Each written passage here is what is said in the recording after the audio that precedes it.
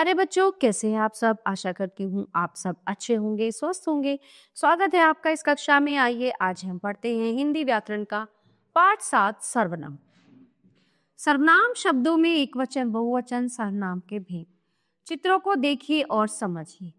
बच्चों, वैसे तो हम किसी भी वस्तु या प्राणी को उसके नाम से पहचानते हैं, लेकिन बात करते समय हम नाम का प्रयोग न करके कुछ अन्य शब्दों का प्रयोग करते हैं।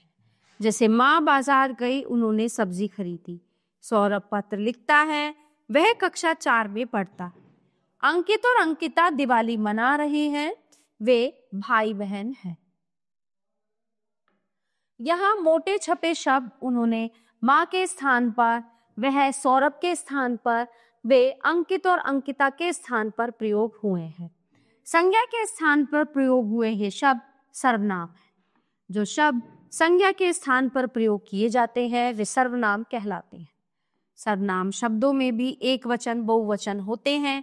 जैसे मैं, हम, तुम, तुमसे, तुम लोग, यह, ये, वह, वे, इसे, इन्हें, उसने, उन्होंने, आप, आप सब, आप लोग, इसका, इनका, उस, उन, उसका, उनका, उसे, उन्हें, इसने, इन्होंने। पुरुषवाचक, निश्चयवाचक, अनिश्चयवाचक, प्रश्नवाचक, निजवाचक और संबंधवाचक।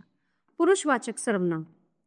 जिन सर्वनाम शब्दों का प्रयोग बोलने वाला अपने लिए, सुनने वाले के लिए तथा तीसरे व्यक्ति के लिए करता है वे पुरुषवाचक सर्वनाम कहलाते हैं।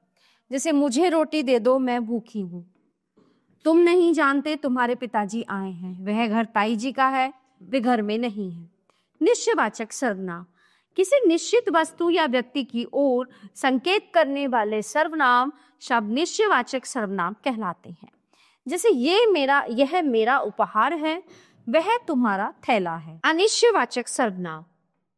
जिन सर्वनाम शब्दों से किसी निश्चित वस्तु या व्यक्ति का पता न चले वह अनिश्चयवाचक सर्वनाम कहलाते हैं।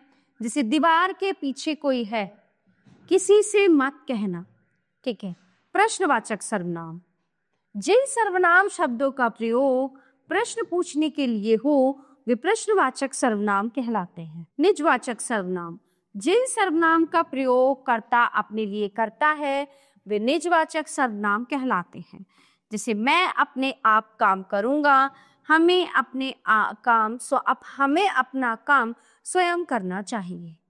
ये भी जाने, अपने लिए मैं, मैंने, मुझे, मेरा, मेरी।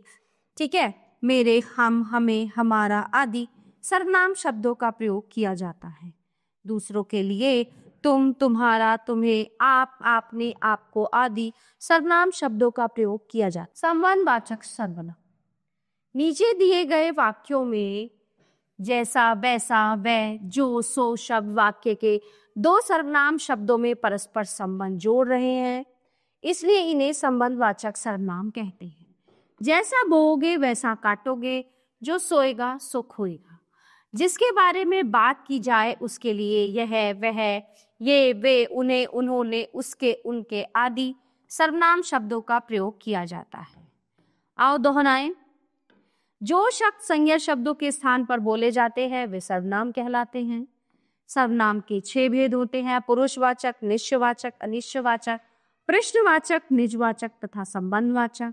सर्वनाम शब्दों के भी एक वचन, बहुवचन होते हैं। प्यारे बच्चों, ये था हमारा पाठ सर्वनाम जो यहीं पे समाप्त होता है।